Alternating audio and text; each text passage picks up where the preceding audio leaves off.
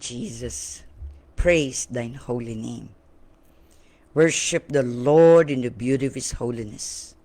Thank you, Lord, for good Wi-Fi connections. Thank you, Lord, for the good things that you're teaching us. Hallelujah! Yan po. Nakikita niyo na po ako uli. Hallelujah! Thank you, Jesus. Praise thine holy name. I'm back po. I'm back. Thank you, Jesus. Hallelujah. Hallelujah. Hallelujah.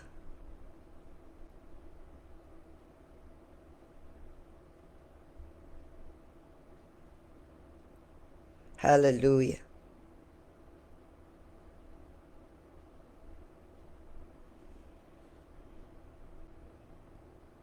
Hallelujah. Ayan. Magsabi po kayo, if you see me and if you hear me. Ayan po. Naririnig nyo po ako, nakikita nyo ako. Okay. Thank you, Lord. So, itinutuloy ko lang po yon na kung papaano ang paglagong pisikal ay ganun din sa spiritual. Ngayon, ang tinatanong kanina nung bigla po akong nawala ay biglang nawala sa screen ay pinag-uusapan natin kung ang ating Panginoong Jesucristo ba nag-e-exercise ng pisikal? Tinatanong po yun. Alam niyo po, liliwanagin ko po yun kasi may mga tao din pong nagtatanong ng ganun eh. Kasi di ba ang ating Panginoong Jesucristo ay siyang mabuti nating halimbawa. So kung siyang ating mabuting halimbawa, ay kung sa ating kapanahunan ngayon na nag-exercise ng pisikal, ang ating Panginoong Jesucristo nag-exercise din bang pisikal nung siya ay nabubuhay dito sa lupa? Ngayon, sasagutin po iyon ng ating kapanahunan ngayon. Nung kapanahunan ng ating Panginoong Jesucristo, ang kanilang mode of transport, ika nga, kung paano sila pupunta sa isa hanggang sa ilang lugar, they use donkeys, di ba? Yung mga donkey, they're called the beast of burden. Sila yung pang-transport, tapos may karitela sa likod, di ba? Yung iba. O kaya kabayo. Merong karitela din sa likod yan. O kaya ay kamelyo, di ba? Lalo na kung very, very long journey, ay gumagamit sila ng mga kamelyo as their transport. At syempre, palagi silang may Cadillac. May Cadillac. Anong Cadillac? Cadillacad. Ibig sabihin nun, lagi silang naglalakad. Kapag may pupuntahan sila, isang araw ang kanilang paglalakbay on foot, ika nga. Sila'y naglalakad ng isang araw. Diba? One day's walk. Minsan, isang araw na paglalakad, ganoon sila noong kapanahunan na yon. E nung siyempre, ang ating Panginoon Jesucristo, kasama niya yung mga alagad, they go from place to place, ang ginagamit lang nila talaga, yung kanilang mga paa. Hindi po ba? Kaya yung mga tao nun, mas matitipuno ang kanilang mga katawan. Nagbubuhat sila talaga. Hindi yung barbell ang binubuhat nila, pero mga gamit, kagamitan. Ang ating Panginoon Jesucristo, bago siya nagsimulang nagturo, he is a carpenter. Carpenter by trade. Ika nga. Isa siyang karpintero. Every time na nakikita niyo yung isang karpintero, humuhugis din siya ng mga upuan, mga lamesa, di ba? Nagtatrabaho po ang ating Panginoon Jesucristo. Siya po isang masipag na tao. Siya ang lumilitaw na panganay, di ba? Siya ang sumusuporta sa kanyang foster father na si Joseph. Hanggang sa, hindi na po na-record kung gaano katagal ang buhay ni Joseph, ang foster father Joseph niya. Kaya, he supported the family. Diba? Pagkatapos, nagkaroon ng mga anak, si Jose at si Maria, kaya may mga kapatid siya. Through her mother. Diba? Kaya nakalagay doon. So, very supportive po ang ating Panginoon Jesucristo. Hindi po siya uupo-upo lang. Masipag na tao yan. Kasi he is our example.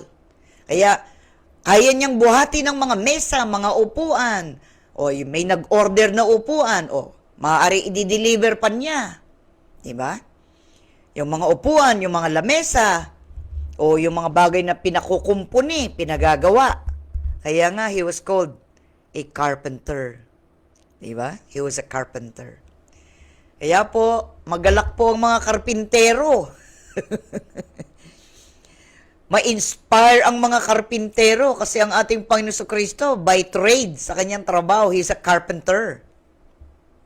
Kaya, hindi na kinakailangan na pumunta pa ng gym ang ating Panginoon Kristo para siya ay mag-ehersisyo. Sapagat ang kanyang ginagawa ay mahigit pa kung mag-e-exercise siyang pisikal. So, hindi na siya kailangang gumastos sa gym. Ika nga. Sa mga gymnasium, di ba? His everyday life is already full. Puno na yon. Puno na yon ng pagtulong sa magulang. Lahat ginawa ng ating Panginoon Kristo. Kaya kung tinatanong ng iba, nag-exercise ba ang Panginoon Kristo? Yes, and more than exercise. And syempre, he learned about the Word of God. Natural, magsisimula yan sa tahanan. Kaya nga, ang ating Panginoon Kristo, sapagkat he knows everything, hindi siya dumaan, hindi siya pumasok sa mga rabbinical schools, ika nga. Ibig sabihin, di siya nag-aral sa paaralang Biblia o sa paaralan kung saan matututo siya. Although, basically sa bahay, nag-aaral siya. Or maybe, na nakakasama siya nung siya ay bata ng mga ibang bata para mag-aaral. Kasi yan talaga ang kinagisnan. Kaya nga nung 12 years old siya, if you remember, when Jesus was 12 years old, nakausap niya ang mga rabbi, ang mga magagaling sa Biblia.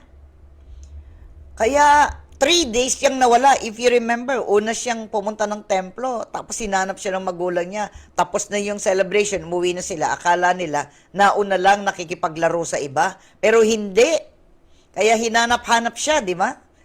Tapos, nung nakita siya ng kanyang mga magulang, sinabi sa kanya, bakit mo kami pinahirapang ganito? Ang tagal naming naghanap sa iyo. Di ba? Anong sabi ng Panginoon? Kailangan ako'y nandito sa bahay ng aking ama. He was talking about the Father. He was talking about the God the Father.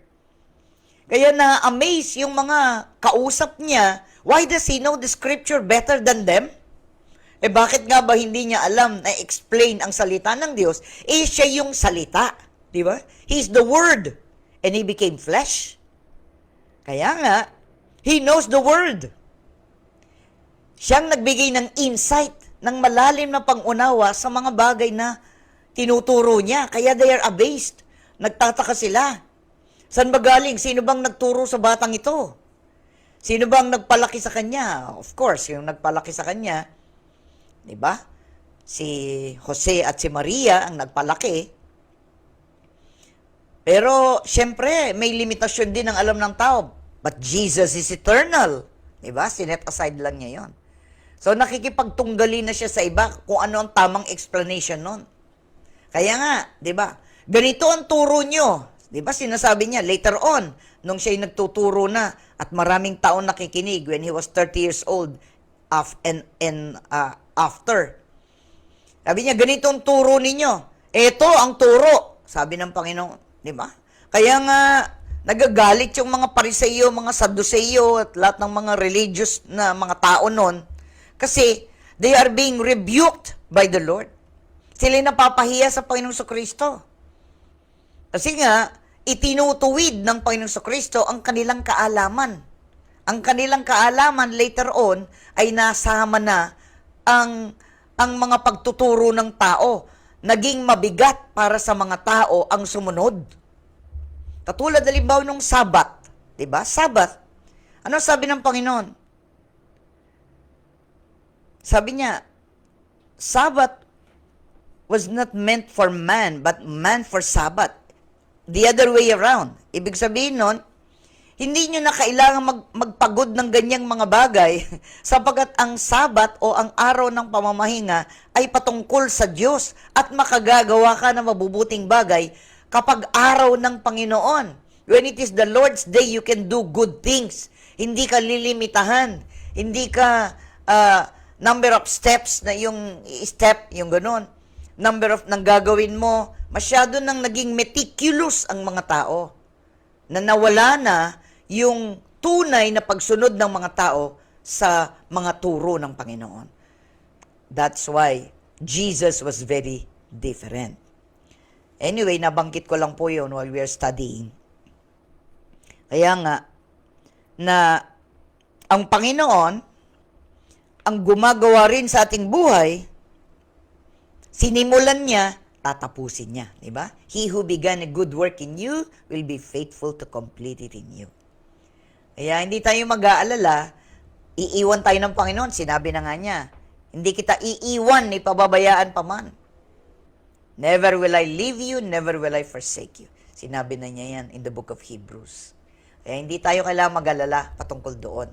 Because the Lord will be with us, guide us, teach us, direct us, enlighten us, give us a better insight kaysa sa iba. Kaya, ang paglago rin ay katulad ng paglakad. Di ba? Lumalakad tayo. We walk by faith and not by sight. Maraming mga pagkakataon na parang madilim.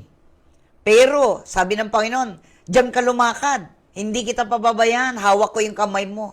Huwag kang matatakot.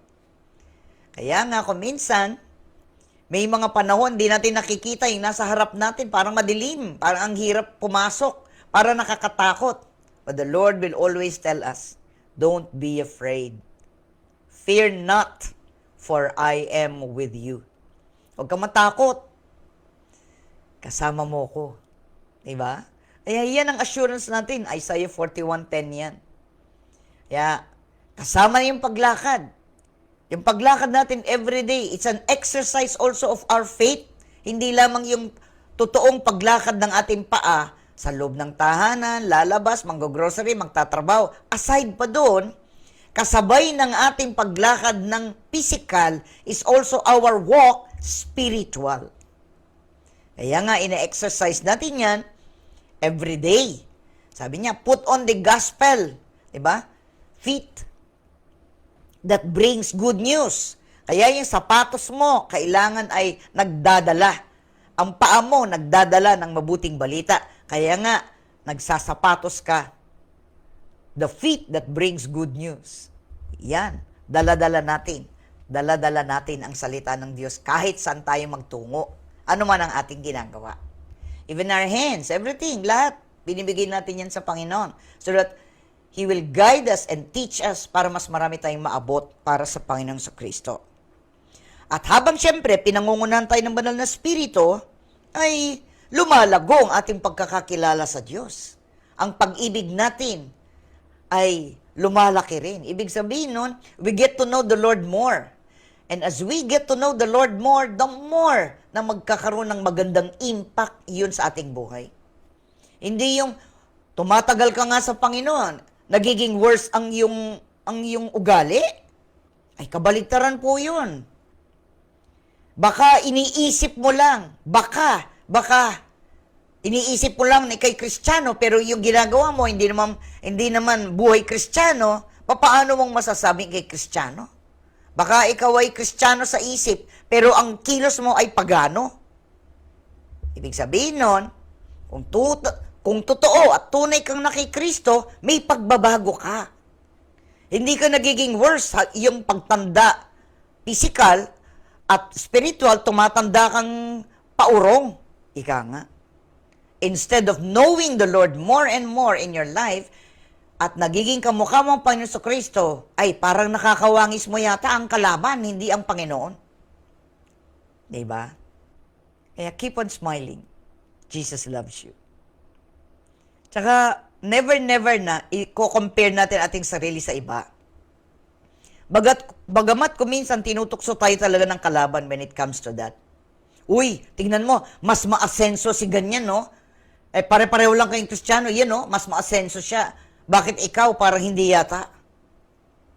Kung minsan merong ganun sa isip mo. Ay, Lord, ano ba? Bakit? May kulang ba ako? Bakit siya, ang bilis ng paglago niya, ang bilis ng pag-ascension niya, tapos ako ganito lang? Kaya alam niya po, we don't compare. God has given us all. Binigyan tayo ng Panginoon. Kaya nga, masyahan tayo doon at sumunod sa Panginoon. Lord, anong paggagawa mo sa akin? Anong gusto mo? Yun ang gagawin ko. Hindi mo sinasabi, si ganito, si ganyan. Ay, hindi mo tinitingnan ng tao. Pag tinitingnan mo ang tao, matitisod ka, madadapa ka. Tingnan mo, Panginoon sa Kristo. Hindi ka matitisod. Hindi ka madadapa. Kung halimbawang nadapa ka man dahil sa iyong problema, napaupo ka, napaiyak ka, itatayo ka rin ng Panginoon. Kanino ka tatawag? Sa Kanya, Lord, tulungan mo ko. Diba? Diba? Kaya nga po, habang tayo patuloy na lumalakad sangayon sa ating pananampalataya, ang pag-ibig natin sa Panginoon ay lalong bumubuti. Lalong nalalaman natin ang gusto niya.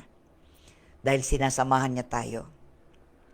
Ngayon, yung may hustong gulang na Kristiyano, ika nga, magiging mabunga. Diba? Ikinukumpara rin ang ating buhay sa isang puno. Maraming comparison, similarities or simile ang tawag doon na tinatawag. We are compared to a tree. Ikinukumpara tayo.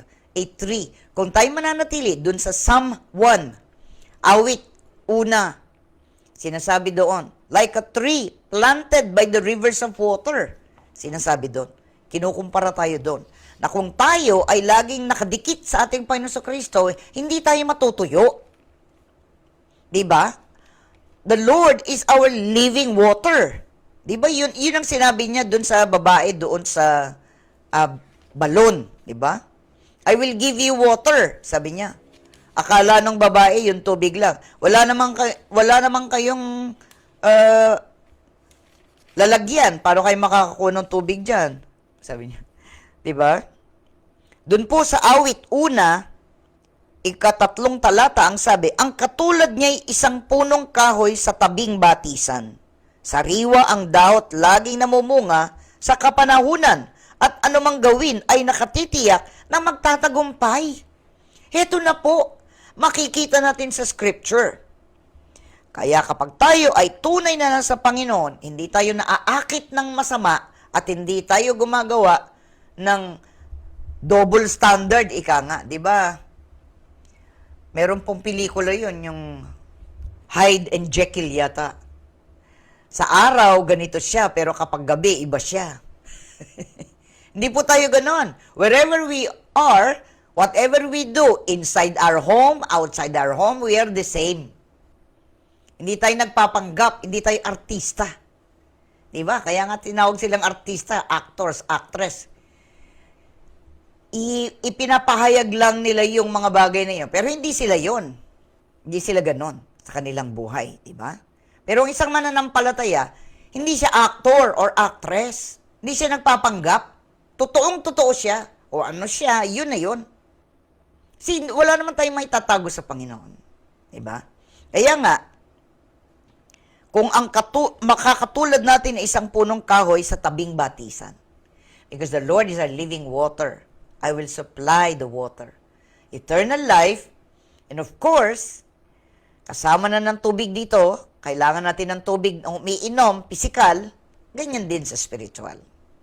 Kaya doon, sabi niya, sariwa ang dahot, laging namumunga. So yun ang ini-expect sa atin ng Panginoon na tayo ay mamunga. May bunga. Di po ba, nung sa gospel, mababasa natin yun. Pinuntahan niya yung isang puno ng igos, the fig tree. And daming mga leaves. Puro leaves lang. Walang bunga. Sabi niya, sinabi siya dun sa puno, di ba? And the fig tree withered. Biglang namatay yung halamang yun. I expect Nag-expect ang Panginoon na may bunga tayo. Bunga ng ating pananampalataya, may mailalapit sa Panginoon. At bunga ng ating buhay, the fruit of the Spirit. Love, joy, peace, diba? Patience, kindness, goodness, faithfulness, meekness, self-control. Against such things, there is no law. So, ini-expect talaga ng Panginoon na meron tayong bunga. Pero huwag kayong pong mag-alala, hindi kayong magpipilit magbunga. Wala namang puno na umuungol para magbunga siya, di ba? Natural lang siya. The Holy Spirit will produce it in our hearts, in our lives, as we follow the Lord. Kaya kung nadama natin ang pag-ibig ng Diyos, He will fill us more to overflowing. Kaya nga, ang laging panalangin ni Pablo, sabi niya na maintindihan ninyo kung gaano kalalim, kalawak, kataas, ang pag-ibig ng Diyos. I pray we will understand that. Na malalim, malawak, mataas, all angles, ika nga. Mataas, mababa, side to side, lahat. Kaya nga po, tayong mga mananampalataya, we have to trust the Lord completely. Kasi may mga pagkakataon, trust and obey, yun lang. Trust and obey, for there is no other way. Awit po yan, di ba? Magtiwala ka, sumunod ka. Kung minsan ayaw mong humakbang kasi hindi mo na alam kung anong gagawin mo o hindi mo nakikita kung anong bunga nun. Hindi na kailangan yon. When you have entrusted your life to the Lord, hindi ka mahuhulog. Hindi ka niya itutulak. Hindi ka niya sasaktan. Nasasaktan lamang tayo kapag gumagawa tayo ng ating sariling paraan. But if we move the way God wants us, we go through challenges. Dumadaan tayo sa mga pagsubok. Pero hindi iyon sa ikababagsak natin, kundi sa ikalalago natin.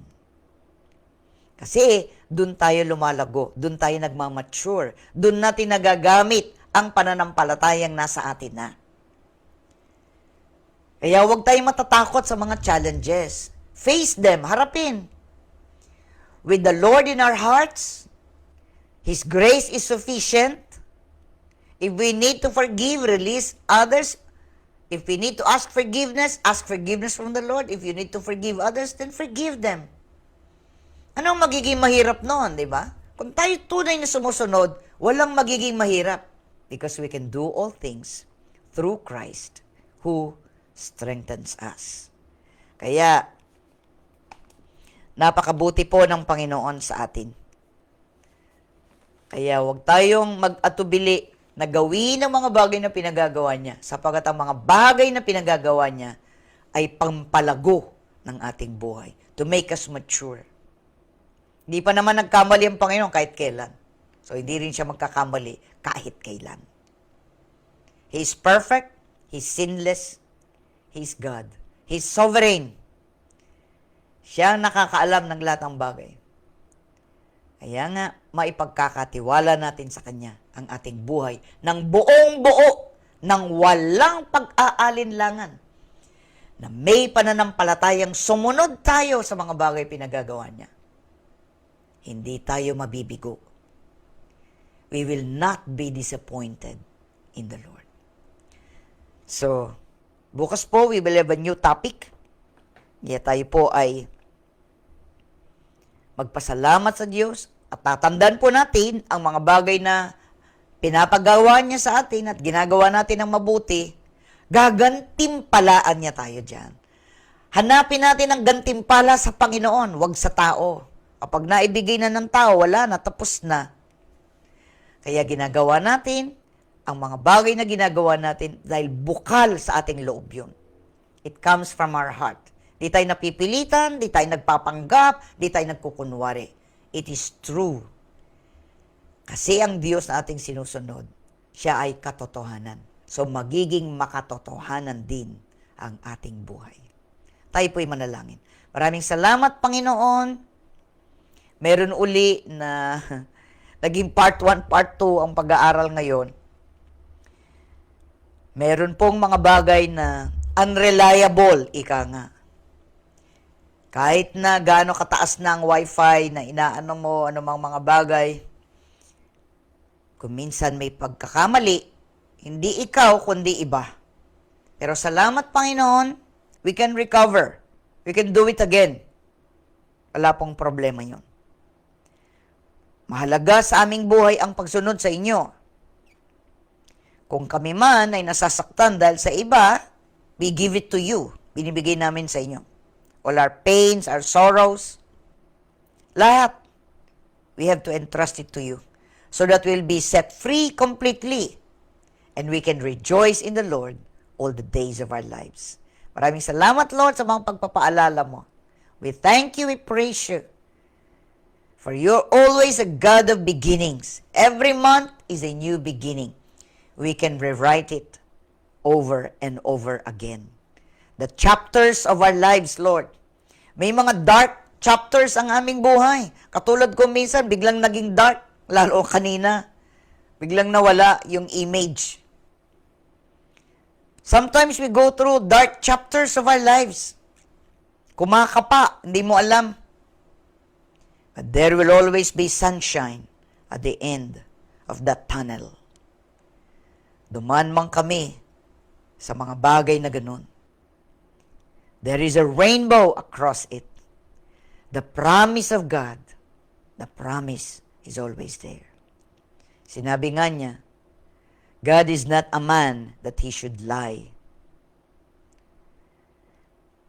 Neither would he be the son of man that he would change his mind. Hindi pa bago-bagong isip mo, Panginoon. Kaya salamat po. You are steady. You are stable. You are unshakable. Hindi ka matitinag. Alam mo na. Even before we reach that part, you already know it. Because you are the Alpha and the Omega. The beginning and the end. You've already written our lives in advance. Kaya kung susunod kami sa iyo, we will have a happy ending. There may be dark chapters, pero aalisin mo na yun sa amin. Aalisin mo na yun kasi they're already read. It means covered by the precious blood of the Lamb. There is no more. Wala nang nakasulat doon. Kasi pinatawad mo na yun. Eternally. Wala na. Kaya maraming salamat, Panginoon, for the chance that you give us. First, second, third, fourth, every chances, Lord, habang kami buhay, you give us. Kaya nga po, ang sabi nyo, if you hear His voice, harden not your hearts. Kung naririnig mo ang kanyang tinig sa pamamagitan ng pagtuturo, pangangaral ng salita ng Diyos, huwag mo nang patigasin ang iyong puso. Huwag mo nang patigasin ang iyong desisyon. Give it all to Jesus. And He will turn your sorrows into joy.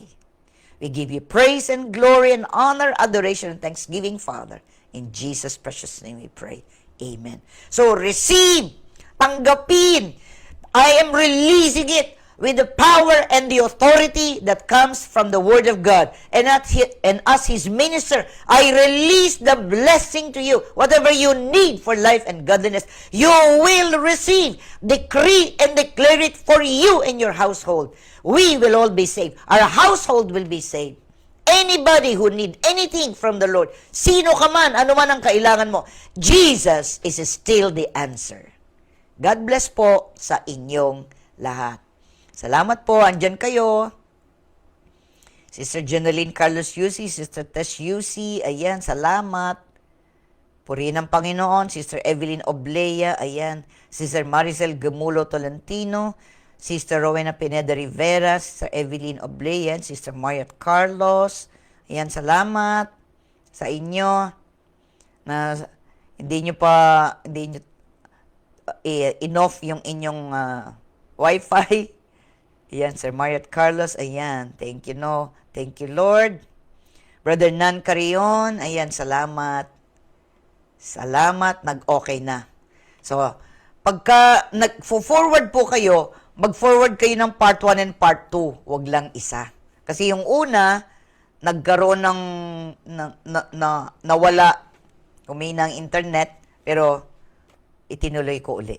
God bless everyone. See you po. See you po tomorrow. Bye-bye. God bless. Smile! Jesus loves you all the time.